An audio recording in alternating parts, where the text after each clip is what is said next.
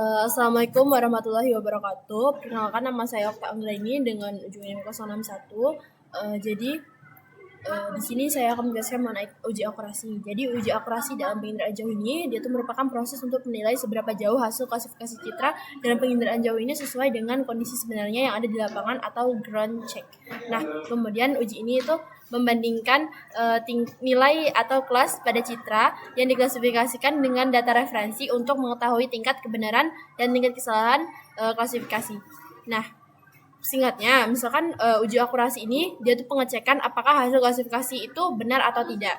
Kemudian ada tujuan uji akurasi, yang mana tujuannya itu yang pertama itu untuk mengetahui tingkat kebenaran hasil klasifikasi, yang mana dia itu untuk memastikan bahwa citra yang sudah diklasifikasikan itu menggambarkan kondisi nyata yang ada di lapangan. Kemudian yang kedua itu ada menilai kualitas hasil klasifikasi, yang mana akurasi ini membantu menentukan apakah data cukup baik untuk digunakan dalam penelitian atau pemetaan. Kemudian mengidentifikasi kesalahan dari klasifikasi, yang mana dia tuh untuk mengetahui kelas mana sih yang sering salah, misalkan sawah tertukar dengan rawa. Kemudian yang keempat itu membantu memilih metode yang terbaik, yang mana uji akurasi ini bisa digunakan untuk membandingkan algoritma klasifikasi yang berbeda.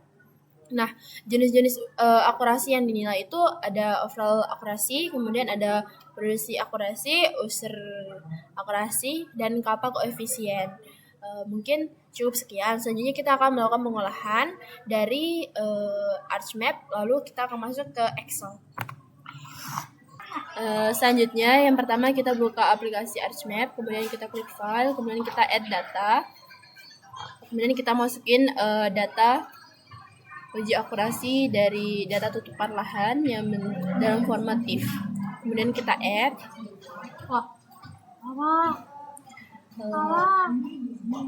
Kita tunggu sampai muncul. Selanjutnya setelah muncul, kemudian kita masukin data dalam bentuk format txt yang di add xg data, kemudian kita tambahin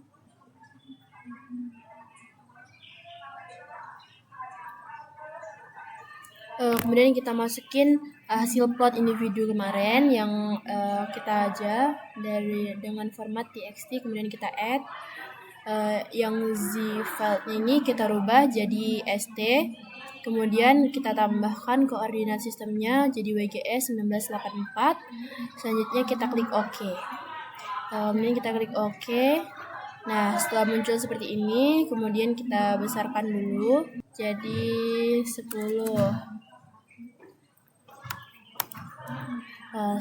Ketika sudah seperti ini, kita cari pushpin agar mudah untuk dilihat.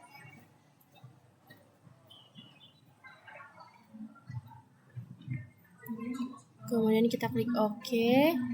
Selanjutnya kita zoom agar kita bisa melihat dengan mudah. Setelah di zoom, kemudian kita klik kanan, lalu kita klik label feature. Karena nggak muncul, jadi kita klik kanan, lalu kita klik properties. Selanjutnya kita pilih yang labels. Yang labels ini, yang klasifikasi citranya ini kita rubah menjadi ST.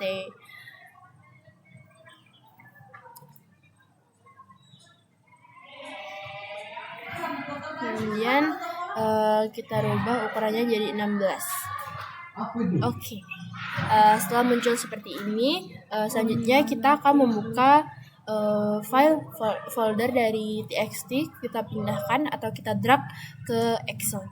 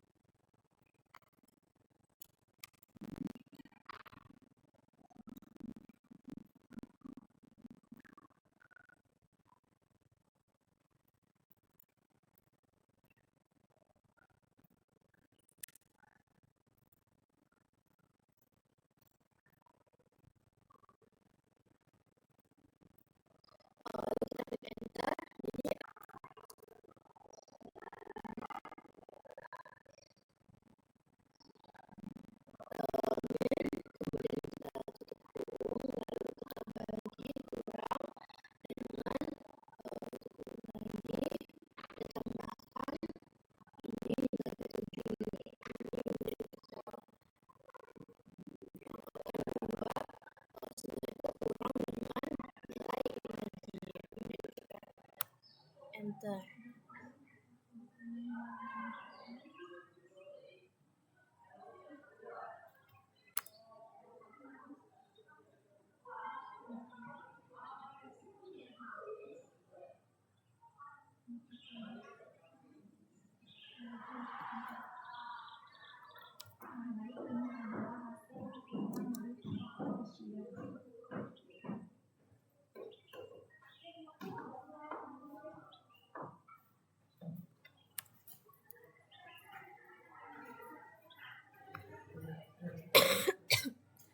Baik, ini sudah kita tambahkan yaitu nilai P7 ini dari total kolom ini, kemudian sum, kemudian ini kita tambahkan yang bangunan, ada yang lahan terbuka dengan lahan terbuka, vegetasi dengan vegetasi, kemudian perairan dengan perairan.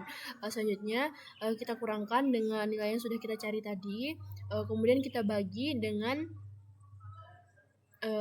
kurang dengan P7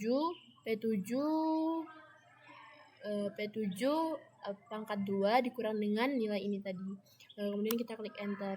Jadi sudah nilainya itu ada di 15,92 yang mana ini berarti dia itu tidak baik karena dia itu lebih dari 1 dan lebihnya itu nilainya itu lebih dari 1 itu sangat jauh. Jadi dapat dikatakan dia itu tidak bagus.